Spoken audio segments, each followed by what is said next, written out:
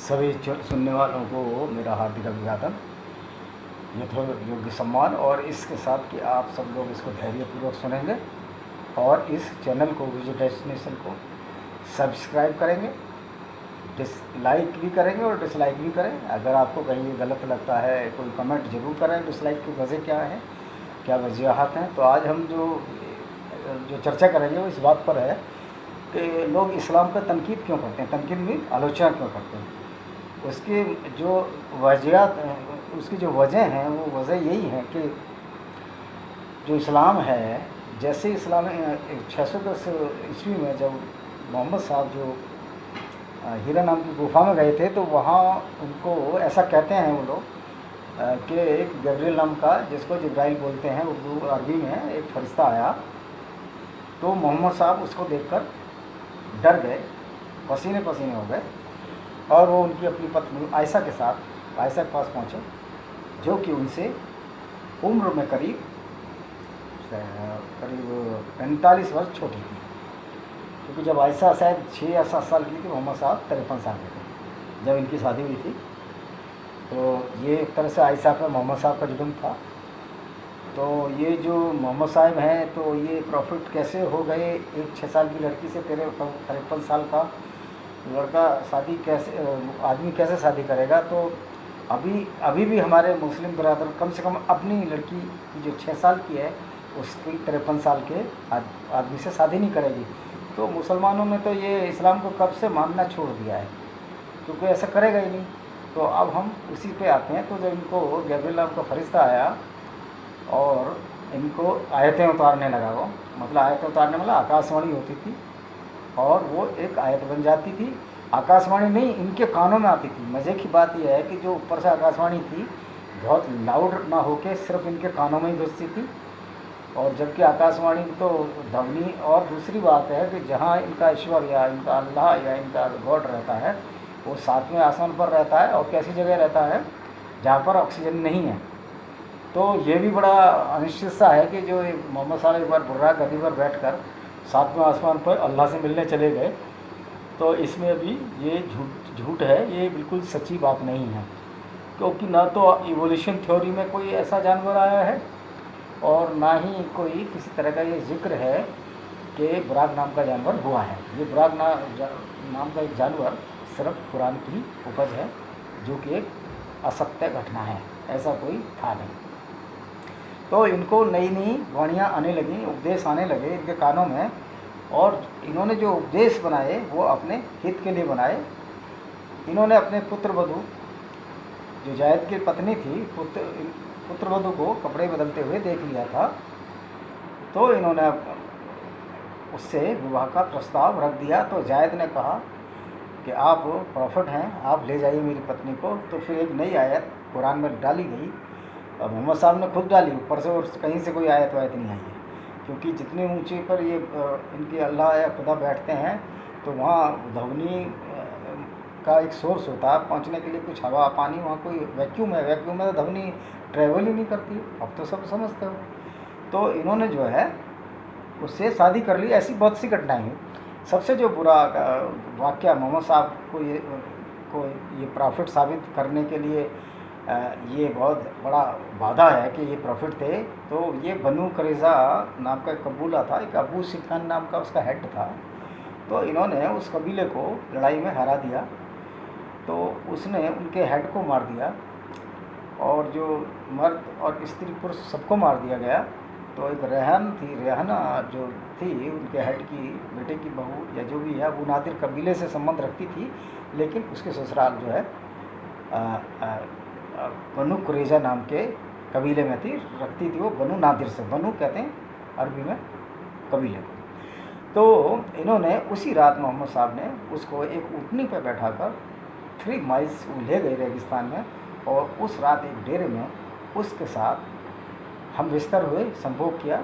जबकि ये जानते हुए भी कि वो स्त्री जिसका भाई मारा जा चुका हो, जिसका पति मारा जा चुका हो, जिसके बहुत सारे ख़ानदानी मारे गए हों, तो वो कितना दुखी होगी। इन्होंने बिना बात की परवाह किए ही उसके साथ संभोग किया, और बाहर एक आदमी पहरेदारी करता पहरेदारी करता रहा। तो जब ये बाहर आए अपने तंबू से तो सुबह उठकर पूछा उन्होंने, भाई आप क्यों पहरेदारी करते रहे? तो पहरेदार बोला, मोहम्मद साहब आपके बहुत सारे दुश्मन हैं, आपको कोई मार ना दे इसलिए वह तलवार लिए पहरेदारी करता रहा। तो ये काम किसी प्रॉफिट के हैं, मुझको संदेह है। दूसरी बात यह है कि ये कुछ भी करें, 1 साल की लड़की शादी करें, 50 की से करें, 100 की से करें, लेकिन इन्होंने जो एक आयत उतारी 9:5 अल तौबा आयत नंबर 5 उतारी कि जो अल्लाह में, कुरान में, मिखाइल में, गैब्रियल में, जीसस में और तुम्हारा मोसेस में और दाऊद में अगर कोई विश्वास नहीं रखता है तो काफिर है और उसको कत्ल करने का वाजिब हक भी है। मोमिन्स को मोमिन्स उससे कत्ल कर चुके हैं। तो मेरी ये समझ में नहीं आता कि ये जो अल्लाह जो आयत भेजता था गैब्रियल फरिश्ते या जिब्राइल के माध्यम से, तो अल्लाह इतना ज़्यादा चिंतित मोहम्मद साहब के लिए एक बहुत बड़े इवेंट मैनेजर का काम किया। उन्होंने मोहम्मद साहब को लड़कियाँ दी, उन्होंने मोहम्मद साहब को तलवार दी जिससे कि वो काफिरों गर्दन काटें, और इन्होंने लूटने का भी पूरा सर्टिफाइड कर दिया मोहम्मद साहब के थ्रू अल्लाह ने, जिसको हम माले गनीमत के नाम से कुरान में जानते हैं। और माले गनीमत का मतलब होता है कि लूटी हुई स्त्रियाँ, लूटा हुआ धन, लूटे हुए बच्चे और लूटा हुए अन्य कोई सामान, ऊँट, घोड़े, गाय, जो भी है।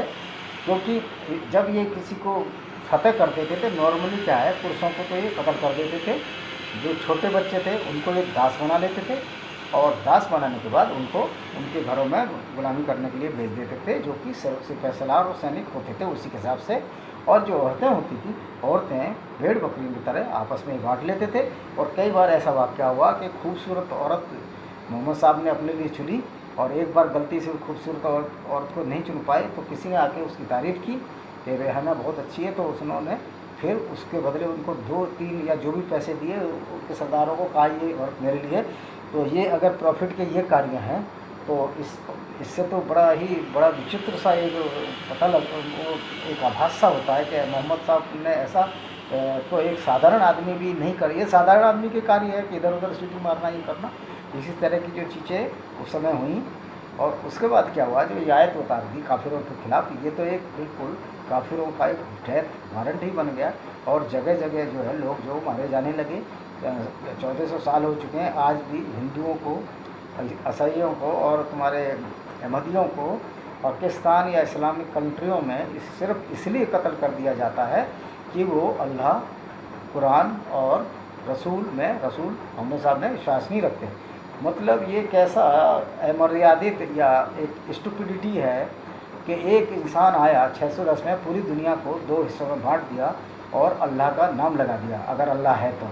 और अल्लाह भी ऐसा क्रूर है, ऐसा क्रूर भगवान है कि जो आधे लोगों को, 500 करोड़ लोगों को बोलता है इनको काट दो, बाकी 150-60 जो मुस्लिम है, ये पूरी मेरे ख्याल 670 700 कुछ की आबादी है, तो उसमें करीब 160 करोड़ मुस्लिम है। उसमें भी 20-25% जो अपने को एक्स मुस्लिम कहते हैं। जैसे कि ईरान में 30% लोगों ने जो सेंसस हुई उसमें अपने को धर्म का खाना उन्होंने ब्लैंक छोड़ दिया है।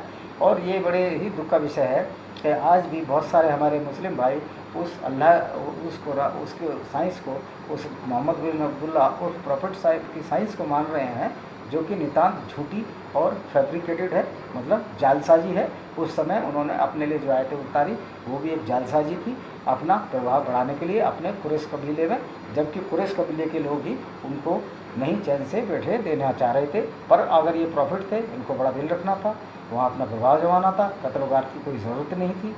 और तो इस तरह की इन्होंने कार्य किए तो एक संसार 2 हिस्सों में बट गया और घृणा फैलती चली गई।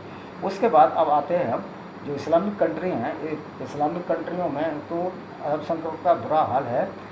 पाकिस्तान में पता नहीं कोई 195B या ए कैसी ब्लास्फेमी की धारा है, जिसमें कि एक अगर मुसलमान अपना धर्म छोड़ के हिंदू, ईसाई या कुछ बनता है तो उसका गला रेत दिया जाएगा, उसे जेल में रहना पड़ेगा। और एक अगर मुस्लिम लड़की किसी हिंदू से शादी करती है या ईसाई से शादी करती है या नॉन मुस्लिम शादी करती है तो उसको पहले उस आदमी को जो कि नॉन मुस्लिम है उसको मुस्लिम बनना होगा, तभी शादी कर सकती है। और यदि हिंदू स्त्री मुसलमान को शादी करती है तो हिंदू स्त्री का भी इस्लाम में आना अनिवार्य है।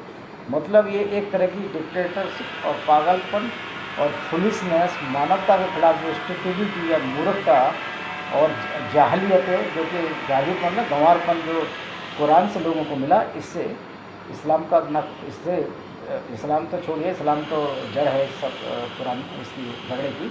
अपने मुसलमान भाइयों को कोई फ़ायदा नहीं मिला, और बहुत से मुसलमान भाई अब ये समझ रहे हैं। वो एक्सेस भारत में बहुत सारे मुर्तज़ हैं, मुर्तज़ मीन्स हैं जो कि इस्लाम को नहीं मानते, वो मुस्लिम्स। और आज बहुत से ऐसे मुस्लिम हैं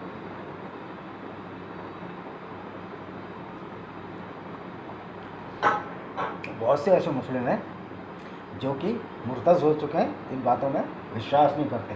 और बड़े तौर पर स्पार्टेनस जी हैं, और तुम्हारा गालिब कमाल है, हारिस सुल्तान है, अली सीना है, और अब्दुल्ला गोंडल है, और ह्यूमन बीइंग है, बहुत सारे लोग हैं। और मैं इस बात को दावे से कहता हूँ कि कुरान एक झूठी कुरान किताब है, और मोहम्मद जो अब्दुल्ला ने जो ये आयतें उतारी, कुछ नहीं था, एक सब झूठ का बंडल था, झूठ का बंडल है, पूथियाँ हैं झूठ की। और हमको मतलब नहीं था कि इस्लाम में मुसलमान झूठ की पोथियाँ पढ़ें या झूठ के ट्रक पढ़ें या झूठ की किताबें पढ़ें, हमको कोई लेना देना नहीं है। लेना देना जब आ जाता है जब यही कुरान काफिरों को मारने के लिए कहती है, तब ये हमारा हर मुर्तज़ का, हर काफिर का, चाहे वो हिंदू हो या कोई ईसाई हो या पारसी हो या एक्स मुस्लिम हो, उसका एक कर्तव्य है कि ऐसी चीज़ों के लिए विरोध प्रकट करे जो ये किताब जो है सबको एक हेट दे। और ये जो कुरान है ये सबसे बड़ा रिटन हेट स्पीच, ये वो है, टेस्टामेंट तो नहीं कहेंगे, टेस्टामेंट अच्छी हेट स्पीच बुक है, या एक बहुत बड़ा एक डैन है, hate speech, written den of hate speech है कुरान। तो अगर कोई हमारा हिंदू भाई कहीं भी पूरे वर्ल्ड में, या इस्लाम ईसाई भाई अगर ये कहता है, कोई ऐसी बातें इस्लाम के ख़िलाफ़ करता है और उसको अरेस्ट किया जाता है, तो मेरे को पूरे वर्ल्ड की पुलिस से, जो इंटरपोल है, उसे निवेदन है कि पहले आप सारी कुरानें जब्त करो और सारे मुस्लिमों को अरेस्ट करो, क्योंकि वो उसी कुरान पर चलते हैं जो कि सारे काफिरों को हेट स्पीच करती है। तो और अगर कोई कुरान की सही बातें कोई अगर आपको बता रहा है जो कुरान में लिखा है, तो वो हेट स्पीच कैसे हो जाएगा? वो तो कुरान में ही लिखा हुआ है जो आपको हम लोग आपको बता रहे हैं। तो सबसे बड़ी जो हेट स्पीच है इस दुनिया में वो कुरान है। और पहले तो कुरान को बंद करें। अगर एक हिंदू को इंडिया में अरेस्ट किया जाता तो सारे मुसलमानों को अरेस्ट किया जाए, चूँकि वो उसी किताब का फॉलो कर रहे हैं जिस किताब में ये हेट स्पीच लिखी हुई है। अब ये इनकी देखिए विचित्र आयतें हैं कुरान में, जैसे अलमायदा 5:32 है, अलमायदा 5 नंबर चैप्टर है, 32 नंबर उसकी वर्स है, जिसको ये आयत बोलते हैं अरबी में। वो ये कहती है कि किसी भी एक इंसान का खून पूरी इंसानियत का खून है। लेकिन उससे नेक्स्ट अलमायदा 5 चैप्टर में 33वीं वर्ष में ये बोलती है कि किसी भी काफिर को जो इसमें विश्वास नहीं रखता अल्लाह रसूल और कुरान वरान में, इनका बायां पैर काट दो या दायां हाथ काट दो, या बायां हाथ काट के दायां पैर काट दो, यानी बिल्कुल विपरीत दिशाओं में इनके पैर काट दिए जाए, और या उनको जिला बद्र कर दिया जाए अगर वो काफिर हैं और इस्लाम को नहीं मान रहे हैं। तो और दूसरी अब्दुल्ला की जो साइंस है, मोहम्मद बिन अब्दुल्ला का पूरा नाम प्रोफेट साहब का मोहम्मद बिन अब्दुल्ला था। ये अब्दुल्ला की साइंस ने लिखा है, किताब में है, ये सब देख लेना कि पृथ्वी गोल नहीं है बल्कि तस्तरी की तरह है। दूसरी चीज़ इन्होंने उल्लेख की है कि पृथ्वी घूम नहीं रही है, पृथ्वी स्थिर है, उसके चारों तरफ सूर्य घूम रहा है। तीसरी जो चीज़ है, झूठ है जो कुरान का सबसे बड़ा, कि जो सूरज है वो तालाब में छिप जाता है, क्योंकि मोहम्मद साहब तो पढ़े लिखे नहीं थे, उम्मी थे, उम्मी बोलते हैं कम पढ़े लिखे को अरबी में, तो ये तो उम्मी थे। जब ये उम्मी थे तो इनको सूरज 12-14 घंटे बाद दिखाई देता था शाम को। वो तालाब की ऐसा इनका निवास स्थान होगा जहाँ सामने तालाब होगा। जब देखते थे 2 तालाब, तो तालाब के सामने से इनको सूरज निकलता दिखाई देगा और छिपता भी दूसरा तालाब होगा, कि इस तरह का इनका सिचुएशन होगा जो रेजिडेंस होगा। तो ये तो उम्मीद थे, ये तो पढ़े लिखे नहीं थे मोहम्मद साहब, तो उन्होंने वही चीज़ उसमें कुरान में डाल दी कि जो तालाब के पीछे सूरज छिप जाता है, उधर 7 आसमान है, पृथ्वी जो है पृथ्वी के चारों तरफ सूर्य घूम रहा है। तो ये जो अब्दुल्ला साइंस है ना, मैं तो इनके अरब के शेखों से, जो अरब जो प्रणेता है इस्लाम धर्म का संस्थापक या इस्लाम धर्म की रीढ़ है, अरब के सुल्तान बिन क्या है, ऐसे ऐसे नाम होते हैं भाई, मैं तो नहीं लिख पा रहा, सुल्तान बिन अल रशीद शेख जो भी अल बकर जो भी इनके नाम है, ये बाप दादे 15 पीढ़ियों का उसमें ध्यान लगाते हैं। तो मैं तो कहता हूँ हिंदुस्तान के मुसलमान भी कम से कम 15 पीढ़ियाँ लगाएं अपने नाम में, तो इनको अपना पता लग जाएगी। जिनको ये गालियाँ दे रहे हैं ना हिंदुओं को, ये उनका 7वां या 8वां या 10वां जो सेटेलाइट था या जो उनका पूर्वज था वो हिंदू ही था। तो हमारे जो ये मुस्लिम भाई हैं इनको भी समझ में आना चाहिए कि हम हिंदुओं से निकले हैं, ये सारे कन्वर्टेड हैं 99% इंडियन सबकॉन्टिनेंट में, इंक्लूडिंग मलेशिया, इंडोनेशिया। और कोई ऐसी तो फैक्ट्री थी नहीं कि मुसलमान धड़ाधड़ बनाए जा रहे थे अरब में 610 में 510 में, वो सारे ज्यूज से ज़बरदस्ती में कन्वर्ट किए हैं। और इन्होंने जो है जो जोरास्ट्रियंस हैं, जो पारसी हैं, उनको इतना मारा कि उनका जो खून था उसके आटे से रोटियां बना के मुसलमान सैनिकों ने खाई हैं। और 3 दिन तक तो पंचक्की जो कि पानी से चलती है, इनके खून से चलती रही पारसियों के से। बेचारे जो पारसी जैसे तैसे बचकर आज इंडिया में शरण पा रहे हैं। हमें बड़ा अच्छा लग रहा है कि एक ऐसी कौम जो कि इतना बढ़िया इंडस्ट्रिस्ट है, औद्योगिक है, जैसे टाटा है और आपके किर्लोस्कर जी हैं पर गोदरेज हैं और अरुणा ईरानी जी हैं, मोबिन ईरानी जी हैं और बहुत सारे हैं, मेरे को बहुत सारी चीज़ें ध्यान भी नहीं आ रही, साइरस मिस्त्री वगैरह है।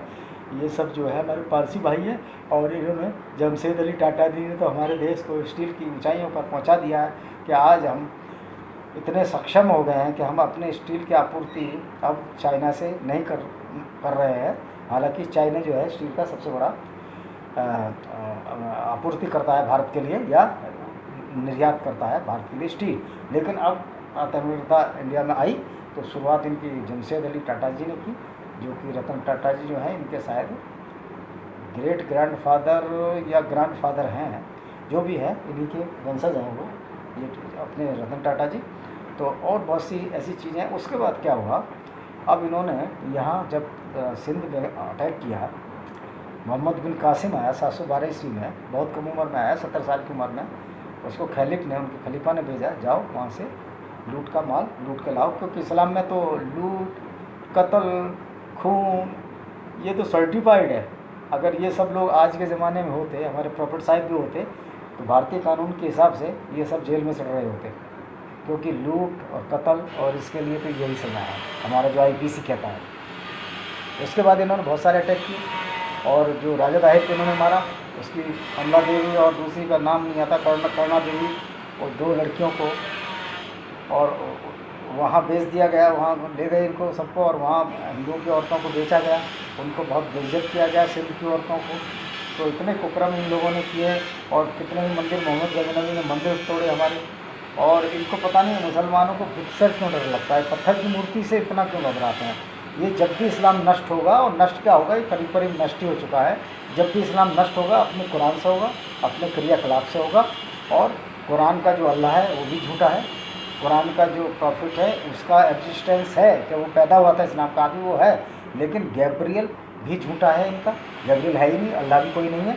और जितनी भी आयतें उतारी वो मोहम्मद साहब ने अपने फ़ायदे के लिए उतारी, चाहे उसमें कितनी ही कत्ल गारत करनी पड़े। और मोहम्मद साहब को हम किसी भी तरह से जो उनके क्रियाकलाप को देखकर कहा नहीं जा सकता एक महापुरुष थे। वो तो एक ऑर्डिनरी से भी ऑर्डिनरी जो आदमी होगा, कम से कम अपने बेटे की बहू से तो शादी ना करेगा, भले ही वो एडॉप्टेड सन हो। अब कितने मुसलमान भाई करेंगे, इसलिए इस्लाम को तो बहुत सारे मुसलमान हम मानते नहीं, वो भी जानते हैं इसमें बहुत गंदगी भरी है, लेकिन मजबूर हैं, अब उसमें पैदा हो गए हैं। तो इस्लाम को तो मुसलमानों ने छोड़ा ही हुआ, बहुत दिनों से छोड़ा हुआ है, आज से नहीं छोड़ा हुआ। उन्होंने तो जब से छोड़ दिया था, जैसे अब कोई अपनी बेटी की शादी 6 साल की 56 साल कैसे तो नहीं करेगा दूसरी, और कोई अपनी पुत्रवधू से अपनी शादी मतलब रजिस्टर्ड शादी नहीं करेगा। अब अवैध संबंध हो तो उसमें तो देखो हिंदू हो या मुसलमान हो या कोई भी हो, ये तो पर्सन टू पर्सन उसकी सोच पर निर्भर करता है। तो जब से इस्लाम आया इसने खून खराबा पूरे देशों में बांट दिया, पूरी तबाही लाई। इनकी साइंस भी उल्टी सीधी है, और इनकी जो 26 आयतें वसीम रिजवी ने लगाई हैं, मैं तो पूरी कुरान पढ़ी है, 26 आयतें नहीं हैं, कम से कम 200 के आसपास आयतें हैं कि जो ऐसी हैं जिनको बैन लगाना चाहिए। और दिल्ली पद्मा खस्तगीर की अदालत में कलकत्ते में और दिल्ली में ये निर्णय भी हुआ था कि ये जो 24 आयतें, पहले 24 के लिए हुआ था, 2 इन्होंने जोड़ दी हैं, वो मैं अभी मैंने पढ़ा नहीं उन्होंने कौन सी आयतें हैं उसको, क्योंकि मैं बिजी हूँ अपनी किताब लिखने में, तो उनको मैं शायद नई किताबों में ले आऊँ। अभी तो फ़िलहाल 6 किताब तक तो कोई योजना नहीं है, अभी मेरी जो है ये 4, 5, 6ठी किताब में लिख रहा हूँ। 6ठी किताब में तो ये कोई जिक्र आने वाला नहीं है, 7वीं किताब में मैं पूरी तरह से उसमें बनाऊंगा कि जो इस्लाम उस किताब का नाम रखेंगे कुछ भी इस तरह का नाम रखेंगे, जैसे सोर्ड ऑफ इस्लाम या ब्लड जो भी रखेंगे, और उसमें हर चीज़ का विधि, और जहाँ अच्छी आयतें हैं वहाँ भी बताएंगे, लेकिन ये अच्छी आयतें तो काफिरों के लिए नहीं है ना, ये सिर्फ मुस्लिमों के लिए। तो ये अच्छी आयतों से भी तो मुस्लिम काफिरों का कोई भला होने वाला नहीं है। और मेरी संयुक्त राष्ट्र संघ से अपील है कि भारत के मामले में ज़्यादा टूटा टांग ना अड़ाए। सबसे पहले मुसलमान इस्लाम को बैन करो, कुरान को बैन करो, उसके बाद हिंदुओं के बारे में बोलो। हिंदू तो शुरू से ही टॉलरेंस रहा है, अगर ये हिंदुओं में टॉलरेंस नहीं होती तो आज इतने मुसलमान बढ़ नहीं गए थे। हमारे मुस्लिम भाई भी कहते हैं जो कन्वर्टेड मुस्लिम हो तो हिंदुओं से बने हैं, कह रहा अगर इस्लाम तलवार के बल पर हुआ तो सारे में इस्लाम फैल गया था इंडिया में। उनको समझ में आना चाहिए इस्लाम ने 30 साल में सीरिया को मुस्लिम बना दिया था, और ईरान को करीब 11, ईरान को भी इन्होंने 300 साल में, 300 साल में मतलब लगभग सारा जो है नॉर्थ अफ्रीका और जो है अरब इंक्लूडिंग इसराइल तो 48 में बनाया जब इन्होंने जूज ने बनाया, और जूज का सबसे ज़्यादा नुकसान तो मुसलमानों ने किया है। और पारसियों को तो लगभग ख़त्म कर दिया मुसलमानों ने। तो जो क्रिश्चियन थे वो स्ट्रांग थे, तो ये तुर्की से आगे नहीं बढ़ पाते। और यहाँ हिंदू 14 साल से लड़ते रहे तो हिंदुओं को भी ख़त्म नहीं कर पाए। आज भी 120 करोड़ हिंदू हैं और मुसलमान घटता ही जा रहा है। हाँ, ये कह सकते हैं कि मुसलमान कोई इंक्रीजिंग रिलीजन नहीं है, ये मोस्ट ब्रीडिंग रिलीजन है। इसमें आप बच्चे बहुत ज़्यादा पैदा हो रहे हैं, इसलिए कि अल्लाह की देन बताते हैं ये। जबकि इनके बच्चों की आप ये देखिए कि उनकी परवरिश, उसका ख्याल तो अल्लाह नहीं रख पा रहा है, ना एजुकेशन इनको अच्छी ले रहा है। मदरसे वाली एजुकेशन में उसमें बेचारे 1-1 लाख रुपए में ये बम, क्या बोलते हैं, मानव बम बन जाते हैं, और हमारे आर्मी की गोलियों से मारे जा रहे हैं, इंडियन आर्मी की। तो हमारे पास तो इन सब अल्लाह के बंदों के लोग जिस तरह की हरकतें करते हैं, हर आदमी के लिए 1-1 ट्रॉली सुरक्षित रखी हुई है। और वहाँ 72 हूरों पे, जो 72 हूर या 73 हूरें जो ऊपर मिलने वाली हैं, वहाँ तो स्वर्ग में जितने भी लोग हैं जन्नत में, वहाँ तो पहले ही हिंदू जो है कब्जा जमा चुके हैं अपने अच्छे कर्मों से, और ईसाई कब्जा जमा चुके हैं। वहाँ तो कोई अब जगह है नहीं इन मुसलमानों को, सिर्फ अब जहन्नुम में ही जगह बसती है, क्योंकि इनके क्रियाकलाप ही ऐसे हैं। इनकी कुरान ने इनको जहन्नुम या नरक में जाने लायक ही बनाया है, जबकि जहन्नुम और नरक नाम की कोई चीज़ होती है इसमें अभी भी हमको संदेह है। जिस तरह की अल्लाह नाम की कोई चीज़ है नहीं, लेकिन इन्होंने इसको अल्लाह को एक ज़बरदस्ती खड़ा कर दिया ऑलमाइटी के रूप में एक, और उसको अपना आइडल मानने लगे। और दूसरा, एक मुसलमान भाइयों को बोलते हैं हम बुत पूजते हैं। अरे हम बुत इसलिए पूजते हैं कि उसमें हमारी आस्था है, और दूसरा इसलिए पूजते हैं कि हमारा कंसंट्रेशन बना रहे कि हम ईश्वर को प्रेरणा कर रहे हैं। अगर एक मुर्दे की लाश के सामने अगर हम अपना वो करेंगे, भजन संध्या करेंगे, तो हम तो फिर इस तरह के भाव नहीं ला पाएंगे ना। जब अच्छी जगह फूलों की महकती, इस तरह के जब अच्छी वातावरण में अच्छे भाव आते हैं, बुरे में बुरे आते हैं। अब आप लोग पूरे दिन रात ये बकरे काटना और कुरान की आयतें जिसमें काफिर चिल्लाना, और हर 5 जो नमाज पढ़ रहे हो आप, उसमें आप ये काफिरों का हमारी जीत हो, काफिरों का नाश हो, इस्लाम पूरे वर्ल्ड में फैल जाए, ये तो मानो तो आपके दिमाग में जो ये गंदगी भर दी है इस्लाम रूपी किताब ने और कुरान रूपी किताब ने, उससे मेरे मुस्लिम भाइयों को, मुझे बड़ी तकलीफ़ होती है जब मुस्लिमों के छोटे छोटे बच्चे जो कि बेचारे अज्ञान हैं, उनको ऐसा रेडिकलाइज़ किया जाता है। हालांकि इस्लाम के लिए कोई मुसलमान के लिए कोई रेडिकलाइज शब्द यूज़ करना नहीं है, क्योंकि सारा इस्लाम ही रेडिकलाइज है। तो रेडिकलाइज स्पेशल कोई कैटेगरी नहीं है मुसलमानों में। जो कुरान पढ़ता है वो रेडिकलाइज है, चाहे कोई भी हो। अब वो अपनी विवेक बुद्धि से अगर वो सही काम करता है तो वो फिर मुसलमान भी नहीं है सच्चा। कुरान के हिसाब से सच्चा मुसलमान वही है जो हेट करे काफिरों से। अगर वो हेट नहीं कर रहा वो सच्चा मुसलमान भी नहीं है। और वो अगर नमाज नहीं पढ़ रहा तो भी वो सच्चा मुसलमान नहीं, क्योंकि वो नमाज में ज़रूर कहे कि 4 काफिरों को मारना काटना। तो ये जो इस्लाम है एक झूठा धर्म है, और कोई फरिश्ते वरिश्ते से नहीं फैलाया, एक ऑर्डिनरी आदमी था, अपने फ़ायदे के लिए उसने फैलाया, लूट मचाई, कत्ल किए और बलात्कार करवाए अपने लोगों से। तो ये मोहम्मद साहब तो इसी तरह के व्यक्ति थे, और आज हमें इसीलिए इस्लाम की थू भी हो रही है। मोहम्मद साहब जब थे 500-610 में जब इन्होंने धर्म चलाया, तब तो ज़्यादा पढ़े लिखे नहीं थे। अरब में तो अभी भी ऐसे ही लोग हैं, अरब में तो अभी भी जाहिलियत भरी पड़ी है, उनमें ज़्यादा दिमाग नहीं होता, वो ऐसे ही है। और मज़े की बात ये, अरब का राजा काफिरों से काम करा रहा, फैक्ट्रियों में काफिर हैं सारे, क्योंकि इनके पास तो वो आदमी नहीं है, वो तो मारने काटने और तलवार की धार लगाने में भी लगे रहते हैं। तो मैं इन्हीं शब्दों के साथ कि ये भाई लोगों समझो, मेरे मुसलमान भाई समझो, ये जो हिंदू से मुस्लिम बने समझो, आप अपने धर्म में वापस आएँ, कम से कम इज्जत से जिएँ। क्योंकि आज जो है कुरान को पढ़ के कोई भी समझदार मुसलमान ये नहीं बोल सकता कि कुरान अच्छी किताब है। और मैं गारंटी देता हूँ, वेदों में एक भी चीज़ बता दें और गीता में एक भी चीज़ बता दें कि जो गलत है, तो मैं अपने हाथों से अपना धर्म जो वैदिक धर्म है उसको छोड़ दूँगा, और मैं गैर धर्मी बन जाऊँ। मुसलमान तो मैं बनने से रहा, क्योंकि उसमें तो और भी ज़्यादा मार काट है, हमारे में तो है ही नहीं। तो मैं फिर एक्स हिंदू हो जाऊँगा। एक्स मुस्लिम तो बनने से रहा मैं, क्योंकि मैं ऐसे जाहिलियत भरे माहौल में नहीं जाऊंगा जहाँ की औरतों का सौदा होता हो, खून की नदियाँ बहती हों, औरतों को भेड़ बकरियों की तरह बेचा गया, जैसे काबुल में सिंध का ये मिस्टर गजनी में बेचा गया, ये हमारी हिंदू औरतों को जो सिंध का अटैक हुआ था। तो मैं इन्हीं शब्दों के साथ मेरे मुसलमान भाई समझें कि आप जो है एक झूठी आशा, झूठी किताब में जी रहे हैं, कोई 72 हुर्रियत नहीं मिलने वाली। जो अल्लाह आपकी पृथ्वी पर एक के बराबर एक पुरुष नहीं पैदा कर पाता, जो बराबर का रेशियो नहीं ले पा रहा, 1000 के सामने 1000 पुरुष, 1000 महिला के सामने 1000 पुरुष, या 100 महिला के सामने 100,000 पुरुष, या 10 औरतों के सामने 10 पुरुष, यानी 1:1 का रेशियो जो अल्लाह तुम्हारे लिए यहाँ नहीं ले पा रहा, तो वहाँ 72 हुए देगा तुमको। ये सब मौलानाओं की और जो सबसे बड़े आपके प्रॉफिट साहब थे, उन्होंने बनाई हुई एक फैब्रिकेटेड, एक गढ़ी हुई कहानियाँ हैं, जिससे कि 14 साल से पूरी दुनिया को नर्क बना दिया। इस्लामिक कंट्री तो अब पागल खाना बन चुके हैं, वहाँ के लोग भी पागल हो चुके हैं, और वहाँ के शासक बड़े जो इस्लामिक कंट्री के तो शासक भी पागल है, क्योंकि कुरान को पढ़ के कोई साइंटिस्ट और वैज्ञानिक तो बढ़ नहीं सकता कि कुरान की साइंस भी उल्टी है, और उनका जो विचार है दूसरे धर्मवृत्ति बोलती हैं, तो इसीलिए वो पागल हो गए हैं, फ्रस्ट्रेट हो गए हैं, और बम धमाके ये सब कर रहे हैं और आपस में लड़ मर रहे हैं। क्योंकि मोहम्मद साहब के नवासे को किसी बजरंगी दल वाले ने या किसी आर्य समाजी ने या किसी RSS वालों ने नहीं काटा था, ना हर हर महादेव का नारा लगाया था, वो उनके ही लोगों ने नारे तकबीर अल्लाह अकबर कह के काटा था, वो मुसलमानों ने काटा था। ये बात भी मुसलमानों को समझने चाहिए। जो मोहम्मद साहब के नवाज़ों को नहीं छोड़ते, वो आप लोगों को भी मौके पर नहीं छोड़ेंगे। और ये शिया सुन्नी वाला विवाद तुम जानो, ये तो सब झगड़े की बात है। मैं तो शिया सुन्नी दोनों मुसलमान से अपील करता हूँ, भाइयों इस्लाम छोड़ो और इंसान बनो। इन्हीं शब्दों के साथ मैं आप सबका आभार व्यक्त करता हूँ। मेरा वीडियो अच्छा लगे तो शेयर ज़रूर कर दिया करो, सब्सक्राइब भी कर दिया करो।